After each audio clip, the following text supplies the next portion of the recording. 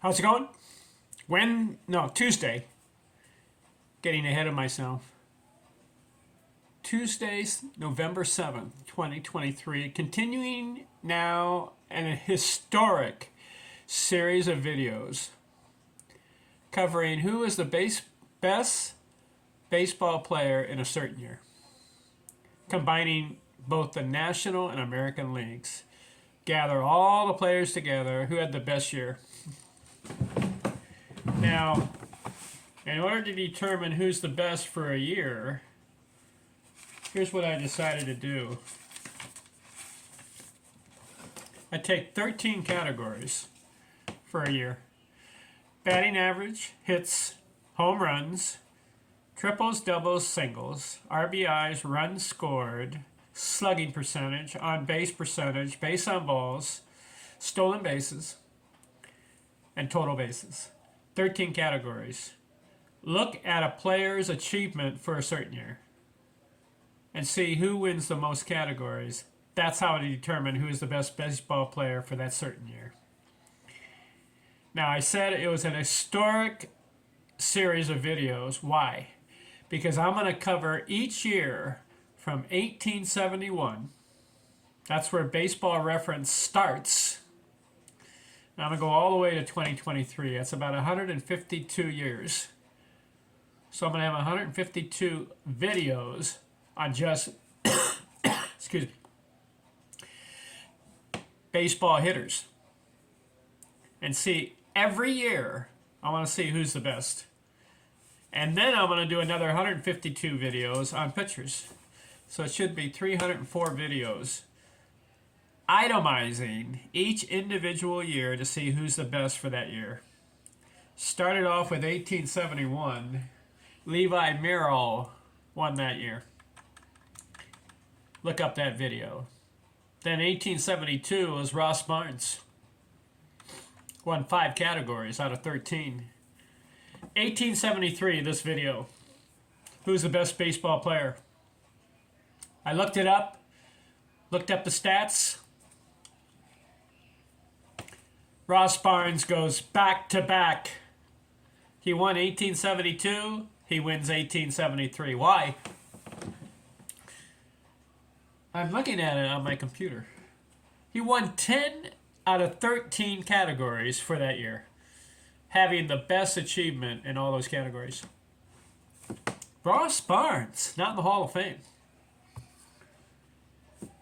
Batting average, he wins it, 431. Hits, most hits in the year, 138. Most triples, 11. Most doubles, 31. Most runs scored, 125. Slugging percentage, 616. On base, 465. Base on balls, he got, excuse me, he got 20 base on balls. Yeah, interesting. He wins it, but only 20 walks. 43 stolen bases and 197 total bases. What a year! Ross Barnes, 1873. Of course, you may argue that not many players are playing, but you did have a couple guys that are in the Hall of Fame, like Deacon White played during that time. George Wright, I think they put him in, didn't they? George Wright, honorary member, because he was one of the founders, or one of the initial guys who was founding teams back then. Harry Wright and George Wright. Lip Pike, not in the Hall. But how about Ross Barnes? What a year, 1873. I'm looking up at his career stats. Played from 1871 to 1881, so about 9 years. He missed the 1878 season for some reason. He has a career batting average of 360. Not bad, but it's only 9 years of work. If he had played longer, I don't know if he would have maintained that 360. He batted over 400 4 times, but the question mark is, didn't play as many games as the other guys in the Hall of Fame who batted 400. For example, he only played 31 games in 1871, batted 401. Does that count, 31 games? No, not really. Got to have a minimum of at least 100 games, right? 120 games. Then he bats 430 in the next year, which is 45 games. Not enough. Batted 431 in 1873. He had 60 games. 320 at bats. So that kind of indicates he's a good hitter. Bats 431. 138 hits in 60 games. Now, sometimes they would,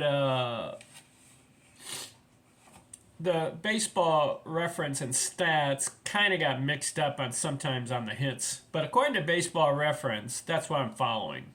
So if you want to blame somebody, blame baseball reference for the stats that they accumulated. I'm just quoting them. 138 hits in 340 at bats, 431 clip. Let's say he has 600 at bats. Double the 138 hits, that would be 272 hits if he had 600 at bats. That would have been a record, right? 270 hits in a season. He was on that pace. And just to show it wasn't a fluke, in 1876, he batted 429. And he did that in 66 games.